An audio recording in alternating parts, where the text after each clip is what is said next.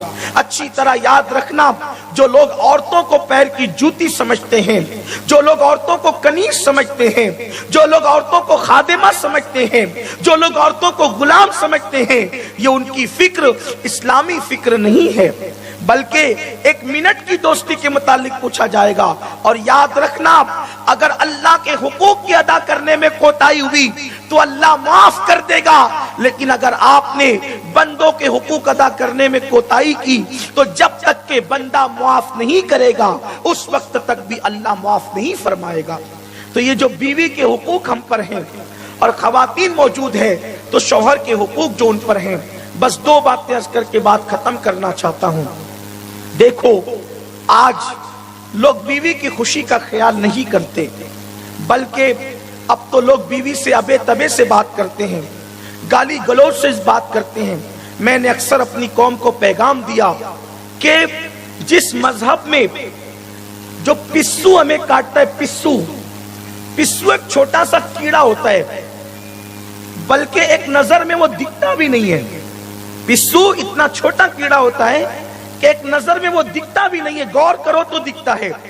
حدیث کی مشہور کتاب ہے الترغیب والترہیب، الترغیب والترہیب میں یہ حدیث موجود ہے کہ اگر کسی نے پسو کو بھی گالی دی ہے تو قیامت کے دن اللہ اس کے متعلق بھی تم سے سوال فرمائے گا۔ تو جب پسو کو گالی دینا جائز نہیں ہے تو اپنی بیوی کو گالی دینا کیسے جائز ہو سکتا ہے؟ یہ جو ماں بہن کی گالیاں نکالتے ہیں لوگ، قیامت کے دن وہ اپنا انجام تو سوچیں۔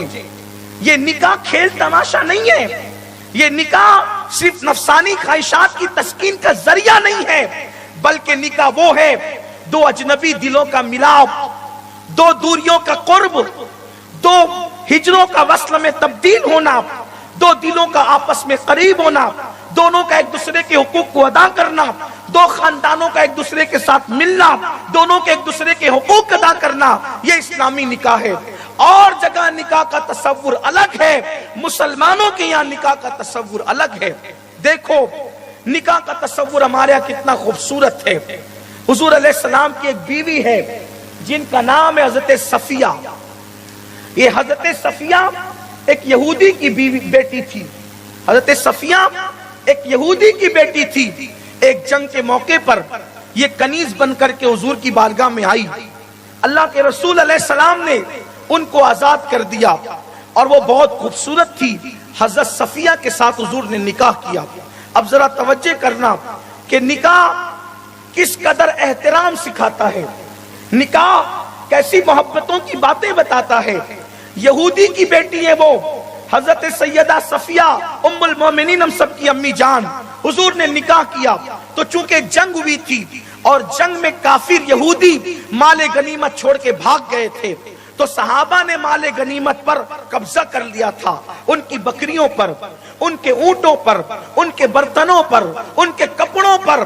لیکن جب اللہ کے رسول نے حضرت صفیہ سے نکاح کیا تو صحابہ نے کہا، آقا ہمارے ماں باپ آپ پہ قربان، اب یہ لوگ یہودی تو ہیں لیکن چونکہ ان کا رشتہ سسرال کے اعتبار سے آپ سے جڑ گیا ہے، تو جن کا رشتہ آپ سے جڑ جائے نکاح کے بعد، اب ان کا مال ہم اپنے قبضے میں نہیں رکھ سکتے، ہم ان کا مال ان کو لوٹا دیتے ہیں۔